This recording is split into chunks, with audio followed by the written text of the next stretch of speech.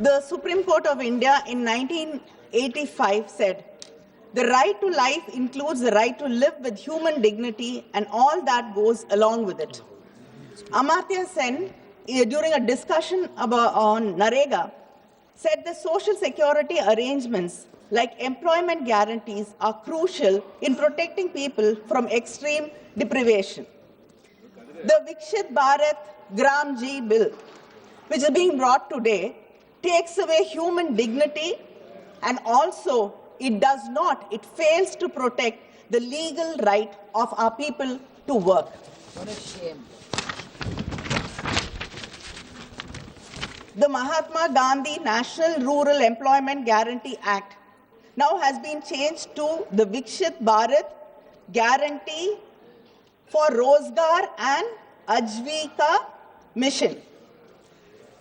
Sir, just reading this vexes me. This is not a Viksit bill, Viksit Bharat. It is a vexed Bharat.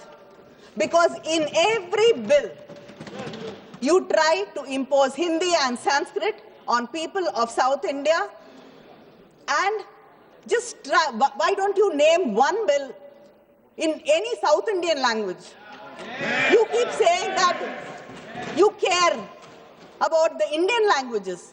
Can you tell us about one bill which you may named in Tamil, Telugu, Malayalam, Kannada, Marathi, Odisha? Nothing. It is either Hindi or Sanskrit. இது வளர்ச்சி பாரதம் இல்லை, விபரீத பாரதம், வஞ்சிக்கப்படும் பாரதம். தொழிலாளர் விரோத அரசு விவசாய தொழிலாளர்களுக்கு எதிராக கொண்டு வரப்பட்டிருக்கக்கூடிய இந்த மசோதாவை நான் திராவிட முன்னேற்ற கழகத்தின் சார்பிலே முற்றிலுமாக மறுதலிக்கிறேன், எதிர்க்கிறேன். மகாத்மா காந்தி ஊரக வேலை வாய்ப்பு உறுதி திட்டம், அந்த திட்டத்தின் பேரிலேயே வேலை வாய்ப்பு உறுதி என்பது தெளிவாக சொல்லப்பட்டிருக்கிறது. ஆனா நீங்க கொண்டு வந்திருக்கக்கூடிய இந்த மசோதா, it is not demand driven, it is allocation based. முதல்ல இருந்த மசோதா வேலை கேட்பவர்களுக்கு வேலை தரக்கூடிய ஒன்றாக ஒரு திட்டமாக அது இருந்தது. இப்பொழுது இந்த மசோதா அதிகாரத்தை கொண்டு போய் ஒன்றிய அரசாங்கத்தின் கையிலே குவிக்கக்கூடிய ஒரு மசோதாவாக மாற்றப்பட்டிருக்கிறது. You should understand, federalism is sharing power, not hoarding power. அதிகார குவிப்பு இல்லை என்பதை நீங்கள் புரிந்து கொள்ள வேண்டும். 100 நாள் வேலை திட்டம் என்பது கிராமப்புறங்களில் அதை அப்படித்தான் அழைக்கிறார்கள். அந்த திட்டத்தின் வழியாக இந்த நாடு முழுவதும் கிராமப்புறங்களிலே இருக்கக்கூடிய முதியவர்கள், வேறு வேலைக்கு செல்லக்கூடிய வாய்ப்பு இல்லாதவர்கள், பெண்கள், ஏன் மாற்றுத்திறனாளிகள், இவர்களுக்கெல்லாம் வேலை வாய்ப்பு வழங்கப்பட்டது. ஆனால் இன்று நீங்கள் கொண்டு வந்திருக்கக்கூடிய இந்த மசோதா இவர்களுக்கெல்லாம் எதிரான ஒன்றாக, மாநில சுயாட்சியை கெடுக்கக்கூடிய ஒன்றாக, மக்களுக்கு எதிரான, ஏழை மக்களுக்கு எதிரான ஒரு சட்டமாக இந்த மசோதா இன்று கொண்டு வரப்படுகிறது என்பதை நான் இங்கே பதிய வைக்க விரும்புகிறேன். The central government section 4(5) இந்த பில்ல, central government shall determine the state-wise normative allocation for each financial year based on objective parameters as may be prescribed by the central government. ஒன்றிய அரசாங்கம் யாருக்கு, எந்த மாநிலத்திற்கு எவ்வளவு வேலை வாய்ப்புகளை வழங்கலாம் என்று நீங்கள் தீர்மானிப்பீர்கள். எந்த பகுதியிலே இருக்கக்கூடிய மக்களுக்கு எவ்வளவு வேலை வழங்கப்படும் என்பதை நீங்கள் தீர்மானிப்பீர்கள். உங்களுக்கு வஉசி என்றாலே யார் என்று தெரியாது. இந்த நாட்டின் விடுதலைக்காக போராடிய செக்கிழுத்த செம்மல் யார் என்று உங்களுக்கு தெரியாது. உங்களுக்கு தமிழ்நாட்டு ஞாபகம் எப்ப வரும்? தேர்தல் வந்தால் வருவீர்கள்.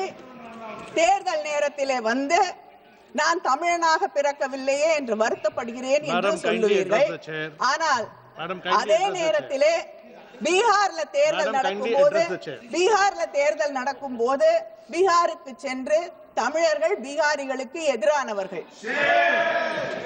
ஒடிசாவில் தேர்தல் நடந்தால் தமிழர்கள் இங்கே வந்து அதிகாரத்தை பறிக்க நினைக்கிறார்கள் என்று தமிழர்களுக்கு எதிராக பேசக்கூடியவர்கள். அங்கே இப்படி எங்களுடைய மக்களை பற்றி, மாநிலங்களில் இருக்கக்கூடிய மக்களை பற்றி எந்த கவலையும் அக்கறையும் இல்லாத நீங்கள் எப்படி தமிழ்நாட்டிலே இருக்கக்கூடிய நாகப்பட்டினத்திலே அருகிலே இருக்கக்கூடிய ஒரு கிராமத்திலே, தஞ்சையிலே ஒரு கிராமத்திலே, திருநெல்வேலியிலே, நாங்குநேரியிலே, தூத்துக்குடியிலே இருக்கக்கூடிய கிராமங்களிலே இருக்கக்கூடிய மக்களுடைய தேவைகளை புரிந்து கொண்டு ஒதுக்கீடுகளை செய்வீர்கள் என்பதை எனக்கு சொல்லுங்கள். அரசு, மாநில அரசு அங்கே இருக்கக்கூடிய தேவைகளுக்கு ஏற்ப இத்தனை ஆண்டுகளாக வேலை வாய்ப்புகளை வழங்கி கொண்டிருந்தது. இன்று அந்த உரிமையையும் எங்களிடம் இருந்து பறித்துக் கொள்ளக்கூடிய ஒரு மசோதா, நீங்க கொண்டு வர அத்தனை மசோதாக்களிலும் மாநில உரிமைகள், மாநில சுயாட்சி என்பது அழிக்கப்படுகிறது, ஒழிக்கப்படுகிறது என்பதை நான் இங்கே பதிவு செய்கிறேன். அது மட்டும் இல்லாமல்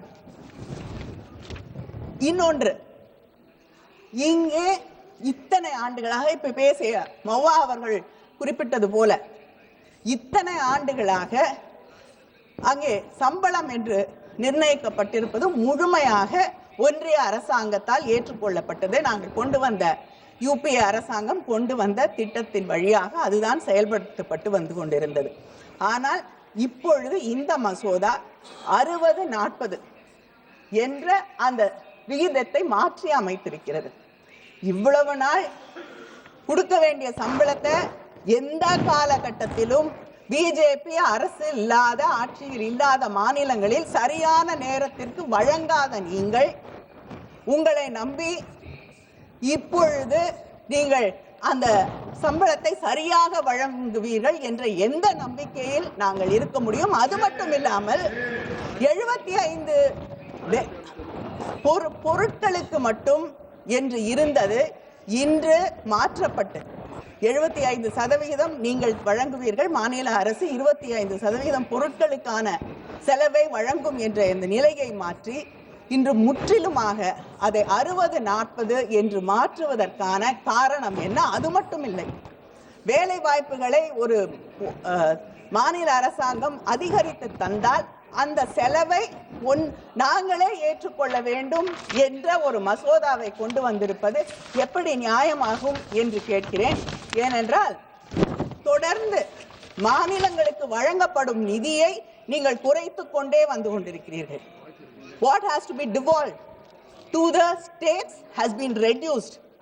89% இன்று 79% அது குறைக்கப்பட்டிருக்கிறது. செஸ்ஸில் இருந்து வரக்கூடிய நிதியை ஒவ்வொரு ஆண்டும் அதிகமாக எடுத்துக்கொண்டிருக்கக்கூடியவர்கள் நீங்கள். மாநிலங்களுக்கு வரவேண்டிய வருமானம் குறைக்கப்படக்கூடிய அதே நேரத்திலே செலவுகளை இங்கே இருக்கக்கூடிய அரசு அதிகரித்துக் கொண்டே போகக்கூடிய ஒரு சூழலை நாம் பார்த்து கொண்டிருக்கிறோம். 60-40 சொல்கிறீர்கள். நான் கேட்கிறேன், பிரதான் மந்திரி ஆவாஸ் யோஜனா, பிரதமரின் வீடு கட்டக்கூடிய திட்டம், பேரு பிரதமருடைய பேர்ல இருக்கு. ஆனா உண்மையிலேயே 61% பணத்தை, நிதியை வீடு கட்டுவதற்கு வழங்குவது மாநில அரசு. நீங்க கொடுக்கிறது 39% மட்டும்தான். பிரதான் மந்திரி மத்ஸ்ய சம்பதா யோஜனா ஒன்றிய அரசாங்கம் வழங்குவது 27%. தமிழ்நாடு அரசாங்கம் வழங்குவது 73%. முதியோர் உதவித்தொகை 1000 ரூபாய்க்கு மேலாக வழங்குவது எங்களுடைய அரசு. நீங்க கொடுக்கிறது 200 ரூபாய். ஜல்ஜீவன் மிஷன் 50%, 50% என்று சொன்னீர்கள். ஆனால் உண்மையிலேயே தமிழகம் 55% அந்த திட்டத்தை நிறைவேற்றுவதற்காக வழங்கி கொண்டிருக்கிறது. இப்படி ஒவ்வொரு திட்டத்திலும் எங்களை, மாநிலங்களை வஞ்சித்துக் கொண்டிருக்கக்கூடிய ஆட்சி இந்த மசோதாவின் வழியாகவும் மறுபடியும் மக்களையும் மாநிலங்களையும் வஞ்சிக்க தொடங்கி இருக்கிறீர்கள். இதையும் ஒரு வாய்ப்பாக நீங்கள் பயன்படுத்தி கொண்டிருக்கிறீர்கள் என்பதை நினைக்கும் போது வருத்தமாக இருக்கிறது, வெட்கமாக இருக்கிறது. 60 நாள் when peak agricultural activity இருக்கக்கூடிய அந்த நேரத்திலே வேலை கிடையாது என்று சொல்கிறீர்கள். விவசாயம் என்ன என்பதன் அடிப்படையை நாம் புரிந்து கொள்ள வேண்டும். விதைக்கக்கூடிய நேரம், நாற்று நடக்கூடிய நேரம், இந்த நேரத்தை தவிர அந்த 60 நாட்களிலே ஓரிரண்டு நாட்களை தவிர விவசாய தொழிலாளிகளுக்கு வேறு எந்த நாட்களிலும் வேலை கிடையாது. 60 நாள் வேலை இல்லை என்றால் அந்த தொழிலாளிகளுடைய நிலை என்ன என்று சற்று நேரமாவது சிந்தித்து பார்த்திருக்கிறீர்களா? உங்கள் மனசாட்சியை தொட்டு கேட்கிறேன். 2 நாள் வேலை செய்யக்கூடிய அந்த சூழலிலே 60 நாட்கள் வேலை இல்லை என்றால் அவர்களுடைய நிலை என்ன ஆகும் என்று சிந்தித்து பாருங்கள். அது மட்டுமில்லை, இது கூலிக்கான ஒன்று இல்லை. அதை தாண்டி the negotiating power which a worker has is completely destroyed. அதை சற்றாவது சிந்தித்து பார்த்திருக்கிறீர்களா என்று கேட்கிறேன். அதை தாண்டி எங்களுடைய யூபிஏ அரசாங்கம் இந்த திட்டத்தை கொண்டு வந்த போது ஒரு அக்ஷய பாத்திரத்தை அங்கே இருக்கக்கூடிய விவசாய தொழிலாளர்களின் கைகளிலே வழங்கியது. நீங்கள் அதை பிடுங்கிக் கொண்டு ஒரு பிச்சை பாத்திரத்தை வழங்கிக் கொண்டிருக்கக்கூடியது வெட்கப்படக்கூடியது, வேதனைப்படக்கூடியது என்று நான் தெரிவித்துக் கொள்கிறேன். 125 அமைச்சர் கூட சொன்னார் 125 நாட்கள் வேலை தருகிறேன் என்று.